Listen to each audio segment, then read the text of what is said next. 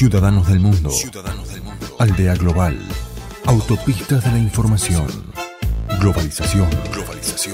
El escenario internacional. Explicado desde la mirada del especialista Alberto Barlocci. Porque lo que pasa en el mundo te pasa a vos. En Citas de Radio, Cita Internacional. Hola, Alberto. Sí. ¿Cómo estás? Bien. Bueno, ahí estábamos, ya estamos al aire. Ahí pasó la cortina, que estamos de estreno con cortina nueva. Sí, muy bonita, gracias. Bueno, Alberto, trabajo. ¿has estado de viaje? Sí. Mira, estuve en México, donde participé de un congreso sobre economía social. Ajá. ¿Qué es economía social, Alberto? Mira, en el mundo tenemos una economía normalmente que es la de los empresarios que llevan adelante iniciativas económicas, empresas, cuya finalidad es por lo general obtener la mayor cantidad posible de ganancias y trabajar lo más eficientemente posible. Sí. Pero también hay empresas en todo el mundo que no necesariamente priorizan la idea de las ganancias, ajá, sino que tienen otras motivaciones para llevar adelante ese emprendimiento. Otra motivación que no son solamente las utilidades, sino también una cierta finalidad social. Todo este mundo muy amplio se llama economía social o economía social y solidaria, por lo general. Y es un mundo muy importante. Te diré que quizás es el elemento que puede darle sustentabilidad hoy a la economía, porque estamos frente a una economía que no es sustentable, es decir, no es capaz de sostenerse sola, de autoalimentarse y al mismo tiempo de generar también justicia social, igualdad social, ¿no? Que es el reclamo que fundamentalmente más se siente.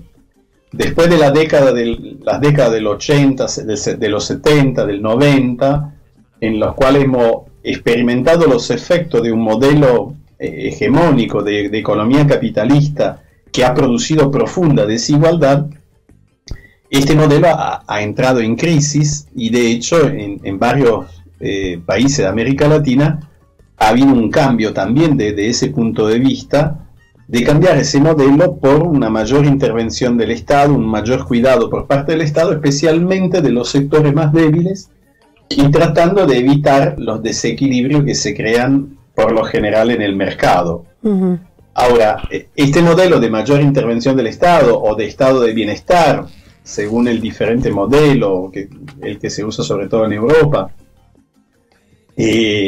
tampoco es un modelo sustentable, porque estamos notando que ahora que toda la región está entrando en una fase de crisis, los gobiernos no disponen más de los recursos que tenían antes para precisamente todas las políticas sociales que se han hecho en los últimos 10 años y que han sido importantísimas.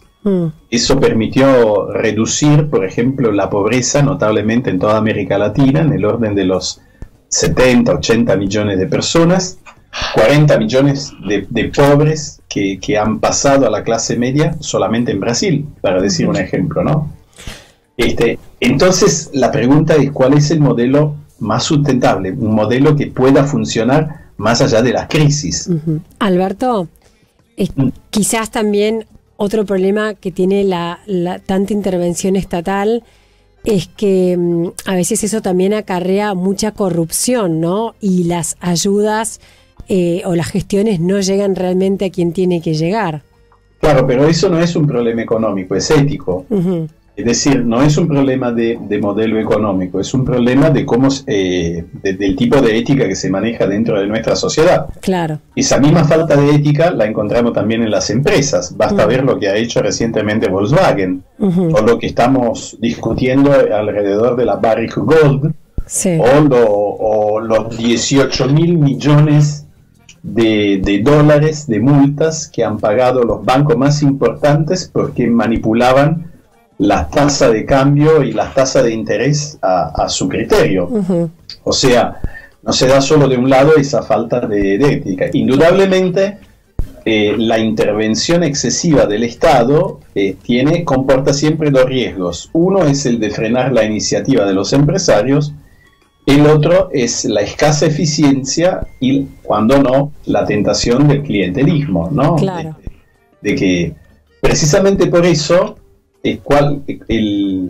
para muchos economistas, la idea es de un sistema sustentable donde haya no solamente dos actores de la economía, el Estado y las empresas privadas, las empresas que apuntan a maximizar las ganancias, sino que haya tres actores fundamentales: el Estado, las empresas de la economía social y las empresas privadas. Uh-huh. No en una cuestión de competencia, digamos, de ser adversario, todo lo contrario, en una suerte de círculo virtuoso donde cada uno aporta lo que el otro no puede hacer. En una economía globalizada se entiende que las empresas apuntan a ser más eficientes, pero por otra parte, ¿quién se va a ocupar de aquellas personas que quedan afuera del mercado? Uh-huh. Pensemos, no sé, a las madres solteras, pensemos a la gente que queda sin capacitación, que está necesitando actualizarse,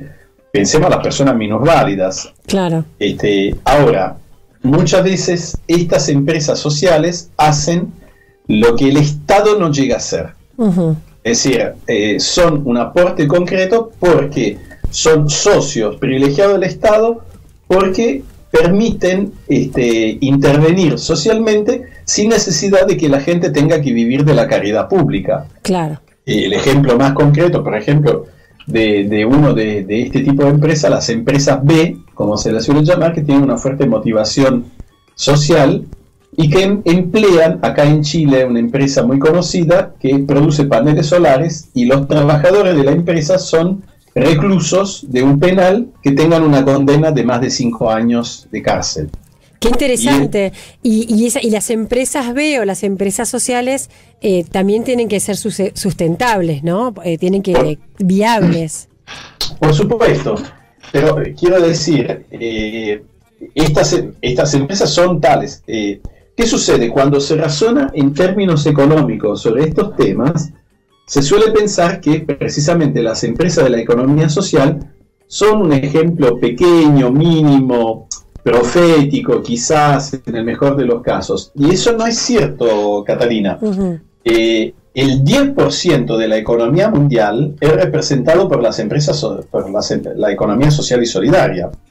Estoy hablando del 10% de la economía mundial. O sea, es una de las primeras 10 economías del planeta, y que abarca experiencias amplísimas, desde el sector non-profit, es decir, el sector que reinvierte las utilidades dentro de su propia actividad. Pensemos en un hospital que nace de una organización religiosa o de un colegio. Son ejemplos típicos de empresas que reinvierten en eso. Están las empresas del comercio justo. Está todo el movimiento cooperativista. Sin las cooperativas en Europa, la crisis actual económica hubiese sido más catastrófica todavía. Uh-huh. Está el microcrédito, sí, que nació de Muhammad Yunus, sí, y que abarca 190 millones de clientes en todo el mundo, de los cuales 22 millones en América Latina, con una cartera de 40.000 millones de dólares. O sea, estamos hablando a nivel sistémico. Uh-huh. Ya no son ejemplos esporádicos. El 10% de la economía francesa es economía social. 1 de cada 10 trabajadores asalariados en Francia trabaja en una empresa de la sociedad civil. En Italia estamos alrededor del 8% del Producto Bruto Interno. En muchos países de América Latina estamos entre el 8, el 10, el 12% de la economía del Producto Bruto Interno de estos países. O sea, no son ejemplos esporádicos. Claro. Son ejemplos de cómo podemos evitar recargar demasiado en el Estado el peso de personas que quedan excluidas del mercado a través de empresas que tienen una mirada especial y que trabajan y se desarrollan y son competitivos. ¿Quién puede negar que el microcrédito hoy es un elemento muy fuerte? Ha beneficiado a más de 650 millones de personas y es en algunos países realmente es la posibilidad que tienen los sectores más pobres de acceder a préstamos que ayudan a mejorar su calidad de vida realizando pequeñas actividades económicas. Entonces, es realmente algo que se coloca en este contexto como una tercera parte de la economía. Claro. En un mundo globalizado donde el Estado no puede tener el rol que ha tenido antes. Claro, es un poco lo que vos nos comentabas en la cita internacional pasada, donde decías que ya no era tanto la discusión si de derechas o de izquierdas, sino si era sustentable, ¿no? El problema es ese, se ha perdido, digamos, hay, digamos, el gran debate político en este momento está alrededor de posturas que son mucho más a favor del mercado, de dejar el mercado como actor capaz de generar incluso situaciones de igualdad social, o posturas que son más críticas de esa visión y que apuestan a una mayor intervención del Estado como árbitro, ¿no? Pero en el fondo, si lo pensamos bien, hay dos posturas filosóficas detrás. Una que subraya las libertades individuales, la libertad de mercado, el derecho de propiedad y el derecho a la iniciativa privada. Y la otra postura que subraya en cambio el aspecto más social de nuestra existencia y las repercusiones sobre la dimensión social. Es decir, que subraya los valores de la relacionalidad, ¿no? Y que son muy importantes. Está bien, y esto fue todo esto se presentó, se discutió y se compartió en este congreso al que participaste en México. Sí, efectivamente con la presencia de muchas universidades, y es realmente asombroso lo que se está haciendo. Universidades que desarrollan también a su vez pequeñas actividades de economía social o que asesoran iniciativas de economía social. Ahí la Iberoamericana, con una experiencia de comercio justo con los productores de café de una región ahí al sur del país, y que pagaban un precio más justo a estos productores, y con ese café luego se alimenta la cafetería de la universidad, y claro, con un efecto muy interesante, porque si tú sabes que ese café que te vas a tomar tiene además la finalidad de incidir en una situación de mayor justicia social, claro que uno va con mucho más gusto a tomarse un café. y bueno, y universidades que han incluido, esto es una interesante iniciativa, y universidades que se dedican a formar emprendedores sociales, gente que luego se lanza a la cancha para trabajar o suscitando iniciativas o suscitando empresas de la sociedad civil. Universidades que han incluido en su currícula la solidaridad entre las otras materias, y los estudiantes tienen que tener por lo menos 6 meses de participación en algún tipo de actividad social, ¿no? Y eso gracias a un proyecto que en realidad digamos, ha tenido una gran difusión en América Latina desde la Argentina, que es lo que es el aprendizaje de servicio solidario, que lanzado por el CLAIS, el Centro Latinoamericano de Aprendizaje y Servicio Solidario, nacido de María Nieves Tapia, una argentina, una docente argentina, que ha tenido el mérito de impulsar la difusión en toda América Latina de esta metodología, que se aplica mucho también en todo el país, en la Argentina. O sea que de alguna manera las empresas sociales son las ONG o las asociaciones civiles que se profesionalizan y tienen una incidencia social y económica sustentable también en sí mismas, ¿no? Sustentable, y muchos economistas que la ven como la esperanza del futuro, claro. Realmente, la posibilidad, porque no tenemos idea de lo que puede surgir cuando dejamos a los empresarios la capacidad de actuar, y si hay también un marco legal que los ayuda. Se contaba la experiencia de una fábrica metalúrgica en Italia con 270 trabajadores que son chicos Down, chicos con síndrome de Down. Claro. El empresario se preocupó de estudiar cuáles eran las características del síndrome Down, y los que lo sufren tienen una gran capacidad de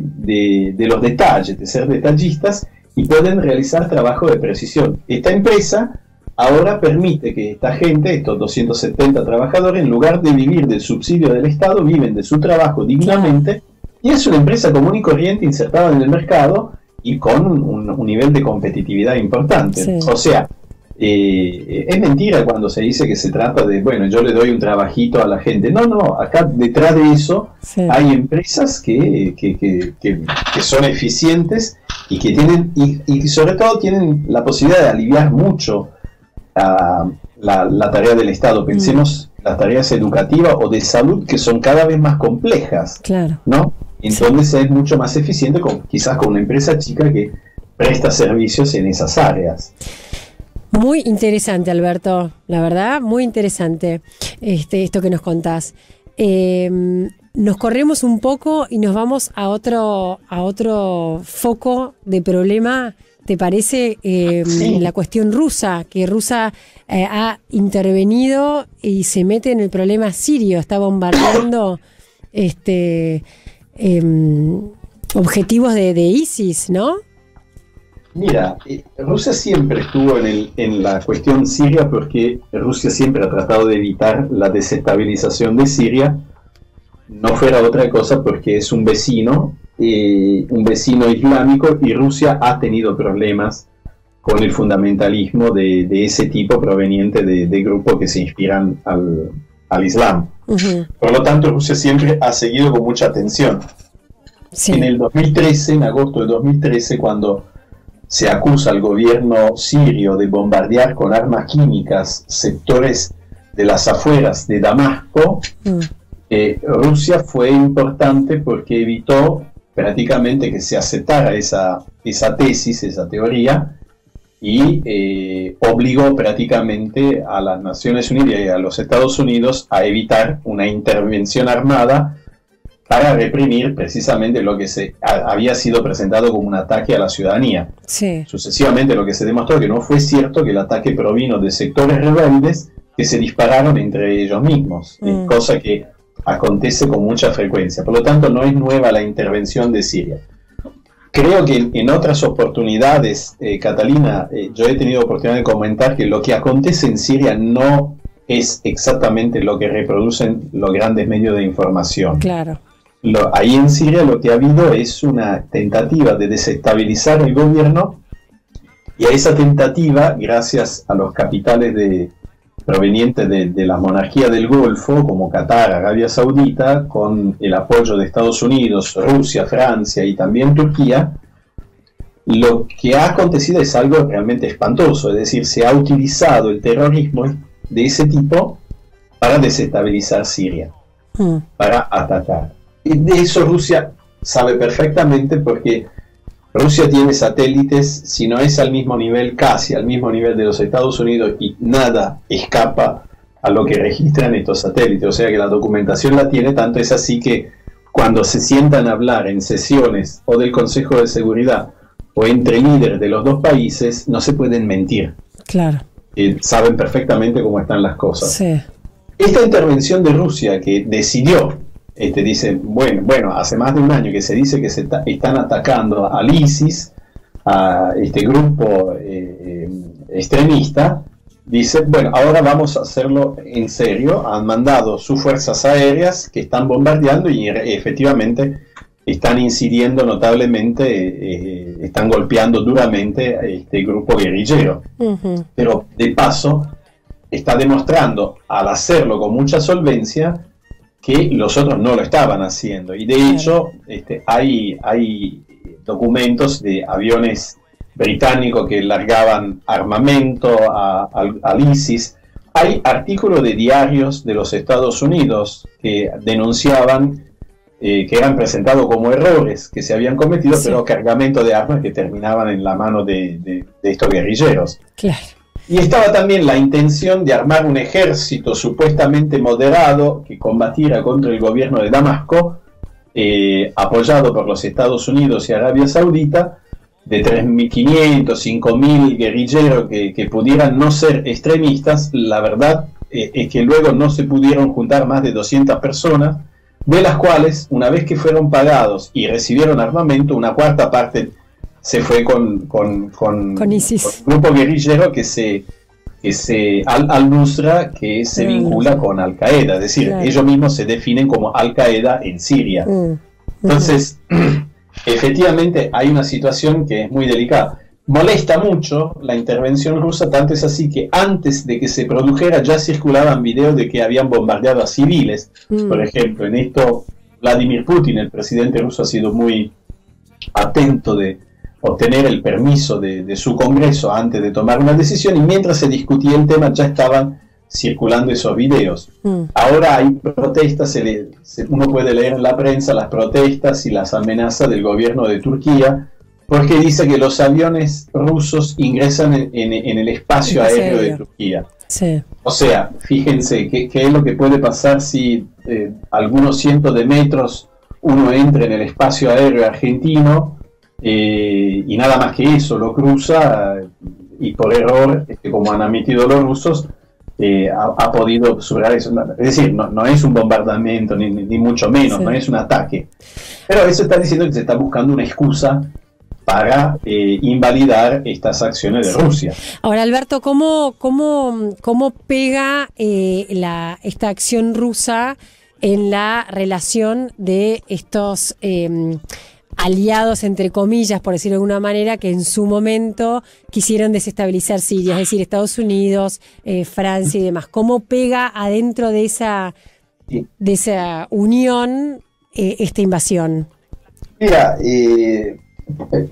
más que nada habría que preguntarse cómo puede pegar. Estamos en el comienzo, entonces puede ir muy bien y puede ir muy mal. Puede tramarse, porque los medios de prensa están totalmente, sobre todo del lado occidental, están totalmente volcados en presentar una determinada visión de la situación. Yo aprovecho para aclarar una cosa, no quiero con esto santificar el gobierno de Vladimir Putin y Rusia. Vladimir Putin tiene en el armario suyo tiene varios esqueletos, no ningún. Sí. ¿Hola? De una voz. ¿Hola? Sí. La eliminación de una voz incómoda como la de Ana Politkovskaya, una periodista que fue asesinada misteriosamente en Moscú. Está la violación a los derechos humanos en Chechenia, y en el poder ejercido en forma realmente muy poco democrática. Sí. Bueno, hay un opositor. No es un ejemplo de democracia. Han asesinado a un opositor 1 o 2 años atrás. Claro, por eso además también opositores. Pero en este caso hay que reconocer que lo que está revelando es lo que efectivamente está pasando. Entonces, puede inducir a un mayor diálogo político, sobre todo a Estados Unidos, si logra evitar actualmente la política exterior de los Estados Unidos es muy líquida, es decir, toma forma y cambia continuamente de forma, entonces pasan de una cosa a la otra, pero sin tener muy claro hacia dónde están yendo. Y con un presidente que no sabemos si el que seguirá en los Estados Unidos mantendrá el rumbo que ha emprendido Obama. Entonces, acá el tema es si antes de que se vaya Obama se logra que prevalezca la cordura y que se sienten a negociar, que se sienten a discutir. En Siria, indudablemente había una opinión no demasiado mayoritaria, pero importante de la gente que consideraba que era el momento que se cambiase de régimen. Pero eso se pensaba hacerlo en forma democrática, nunca a través de la violencia. Entonces hay que abandonar este cinismo que ha provocado 7 millones de sirios sin hogar y que han tenido que refugiarse en otro lado, frecuentemente fuera del país, más de 300.000 muertos. Hay que abandonar esta lógica y entrar en una lógica de la diplomacia en acción. Habrá que ver si Rusia logra hacerlo, ¿no? Y si se logra encontrar un nuevo equilibrio, porque el actual es extremadamente peligroso. Nada nos dice que puede llevarnos a las puertas de un conflicto más amplio y de potencias, ¿no? Así es. Es una locura que hay que evitarla, pero en este momento no está dicho que se consiga. Es una lástima que entre los medios de comunicación no hay ningún esfuerzo para acercarse a otros medios que no sean los occidentales y analizar también qué es lo que se está diciendo. hay una intervención que circula de Vladimir Putin en un ámbito donde habla también a personas de los Estados Unidos, y donde revela todo las bambalinas que había detrás de este escenario, ¿no? Pero estas cosas circulan muy poco. Así es, bueno, se nos va el tiempo, Alberto, muy interesante, y otro tema que nos va a quedar en el tintero es lo que ha sucedido con el Hospital de Médicos Sin Fronteras, ¿no? Ese tremendo error insalvable del bombardeo del hospital en Kunduz, si no me equivoco, ¿no? Sí, en Afganistán. En Afganistán. Nos debería llevar a preguntarnos cómo es que todavía seguimos con eso, la OTAN sigue con eso, después de prácticamente 13 años. Estamos eternizando los conflictos. Catalina, evidentemente hay algunos que apuestan al caos. El tema es eso.